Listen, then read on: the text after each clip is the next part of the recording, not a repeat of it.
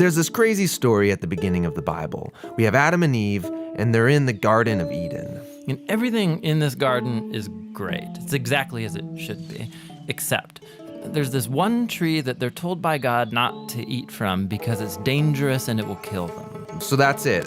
Avoid this fruit tree and we're fine. Right, it seems pretty simple. But in this garden, there's a snake, and it starts telling a different story. It says that if you eat of this tree, it's not going to kill you. In fact, it's going to make you become like God. And Adam and Eve, they believe the snake and they eat the fruit. And because of this, the goodness of the garden is tragically lost, and evil and death enters into God's good world. Now, why is there a talking snake in the garden? I mean, this thing is a problem. Yeah, it's very strange. And even more strange is the fact that the Bible doesn't say why or how this thing even got there. It just presents the snake as this creature who's in rebellion against God and that wants to get other people to doubt God's goodness and lead them on a path towards death.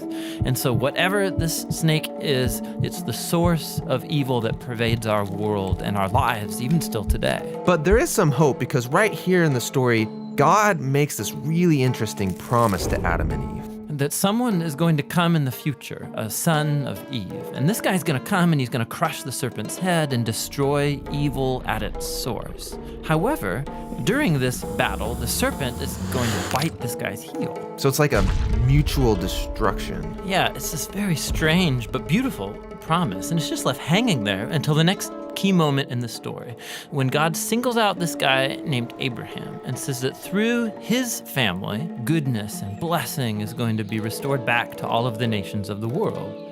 And as we follow this family, we get to one of Abraham's great-grandsons, this guy named Judah. And he receives this promise that a king is going to come from his line and that the whole world's going to follow this king, and he's going to bring peace and harmony, and there'll be lots of food and wine and milk and vineyards, and it's going to be awesome. The first king that we meet from the line of Judah is a guy named King David. And he's a hero. Maybe he is the snake crusher. But it turns out that David is infected with the same evil as the rest of humanity. He never crushes the snake, just the opposite. However, God makes a promise to David that this king is going to eventually come from his line. But as you go on in the story, one by one, each generation of his sons, they're just total chumps. They give in to the snake, they choose evil, they go after money and sex and power and following other gods. Things get so bad that they run the nation of Israel right into the ground, and the big bad empire of Babylon just takes them out. And so now there are no more kings to even fulfill this promise. So it seems like the whole plan is lost. But during these dark days, there's this crazy group of guys called prophets, and they just kept talking about this coming king and reminding us of the promise that he'll come, he'll defeat evil, he'll restore the garden. Now, one specific prophet, Isaiah, he tells us more about why this king is bitten. Isaiah says that the promised king receives this wound because of humanity's evil, and that it kills him. But then all of a sudden he comes back, and Isaiah says it's because he suffered this wound that he can now become a source of healing to other people. But the Old Testament ends, and the snake-crushing king that everyone's been talking about never shows up. And this is why, when the New Testament begins, it introduces us to Jesus of Nazareth, not as some random guy, but as someone who comes to fulfill these specific ancient promises. Yeah, we learn that he's from the line of David, Judah, and Abraham. And he goes around Israel announcing that the goodness of God's kingdom is here, now. And he begins confronting the effects of evil on people by healing them, by forgiving them of their sins and evil. Many people are now believing that this is, in fact, the promised king. But Jesus began telling his closest followers that he was going to become king and bring peace by taking the full effect of humanity's evil into himself. The fatal snake bite wound. Exactly. And so it seems like the serpent wins. And this story actually would be a tragedy except for what happens next. Jesus rises from the dead.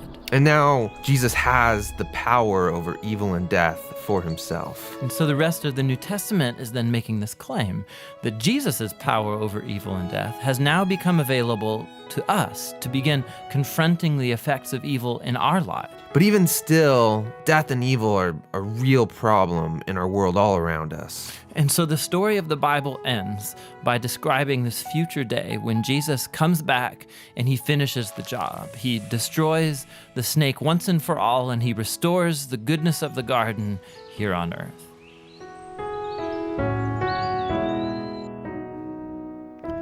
Yes, finishes the job, destroys the snake, and restores the goodness of the garden, bringing God's kingdom to earth.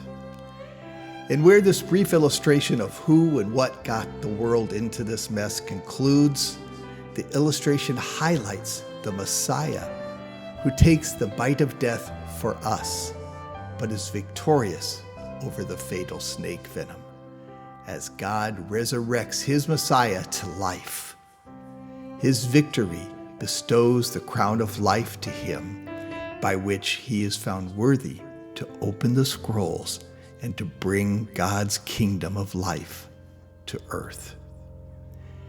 This is where and what begins the celebration of the fall holy days we now enter, which represents the beginning of the new story of the marriage of God's Lamb and his bride, and the wondrous turnaround as that Messiah of God's kingdom on earth returns, announced with shouts and blowing of trumpets. Hosanna, Yeshua, hail to the King of Kings and the Lord